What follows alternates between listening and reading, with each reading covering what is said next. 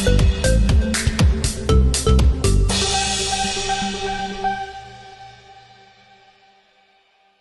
belum, aman belum? Ya. Oke, April kemarin rame soal katanya beli kapal pesiar. April. Apa? Ya itu sebenarnya reward ya buat hadiah ulang tahun diri sendiri gitu ya kan. Maksudnya kan hobi aku di laut. Terus aku juga suka mancing. Terus kadang tuh suka kesusahan nyari kapal yang nyaman. Jadinya aku kepikiran pengen beli kapal deh gitu. Terus akhirnya belilah. Sebenarnya mesennya udah lama gitu dan pas banget datangnya di bulan ulang tahun aku. Terus akhirnya karena aku juga nggak pakai kapalnya tiap hari ya, karena aku sibuk juga ngantor dan segala macem, akhirnya kepikiran bikin perusahaan kapal aja deh gitu. Jadinya bikin perusahaan kapal sama beberapa partner yang ada di balik perusahaan aku, namanya Salayayat jadi perusahaannya gitu. Dan kita lagi beli dua kapal lagi. Sebenarnya aku lagi beli 2 kapal lagi karena nanti kapalnya itu mau ditaruh di titik-titik lain selain Jakarta gitu. Jadi kalau aku liburan di mana ada gitu. Perawatannya gimana Kak? Perawatannya ya lumayan sih, maintenance-nya kalau kapal kan kita harus cek mesin terus juga ya karena tapi ini kapalnya baru sih jadi belum maintenance yang gimana jadi masih aman-aman aja gitu. Mungkin bisa sedikit di-spill kan biaya kapalnya? Jangan dong, kalau biaya kapal masa di-spill itu kan dapur. Tapi sampai akhirnya bikin perusahaan gitu. Kapal kenapa nggak cuma beli kapalnya sampai akhirnya bikin perusahaan itu kenapa sih? Karena kalau beli kapalnya doang cuma buat aku tuh nggak pakai setiap hari. Jadi justru sayang gitu cuma didiemin di parkiran doang gitu.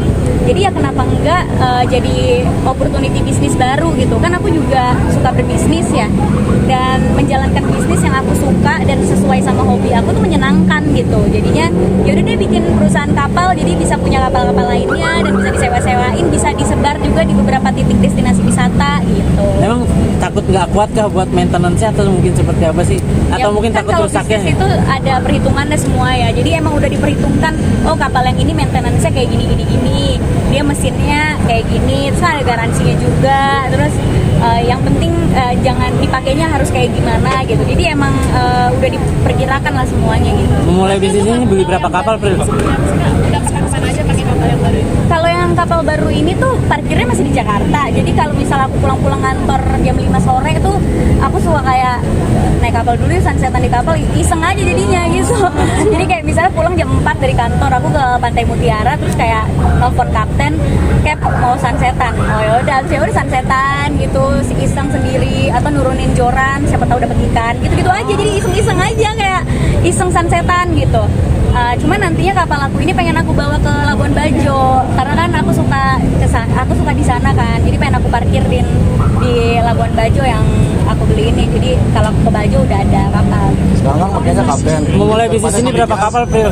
Kedepannya kepikiran untuk nyetir sendiri nggak sih? Iya, memang lagi mengambil license untuk nyetir sendiri itu harus ada SIM-nya ya. Jadi kayak kemarin aku juga sempet nyetir sendiri didampingin sama kaptennya gitu. Cuma kan nyetir kapal nggak gampang, jadi ya harus ambil latihannya dulu gitu. Memulai bisnis ini berapa kapal, Pril? 3. Jadi lagi 2 lagi on the way, nanti tungguin aja ya. Kakak April lagi apa Kak menjadi bisniswoman sekarang, dan bisnisnya lumayan besar banget ya. Gimana sih kesiapan Kakak sampai menjalankan bisnis ini? Kalau berbuka bisnis itu kita udah harus siap, ya maksudnya kalau buka bisnis itu mentalnya nggak bisa untuk untung cepat gitu ya. Apalagi ini bisnis yang long term ya, perkapalan. Terus bisnis modelnya juga beda sama bisnis lain. Jadi ya harus komit sama segala macam kondisi dan tantangan ke depannya. Apalagi berhubungan sama alam, laut ya, arus apa segala macam tuh nggak bisa dibaca.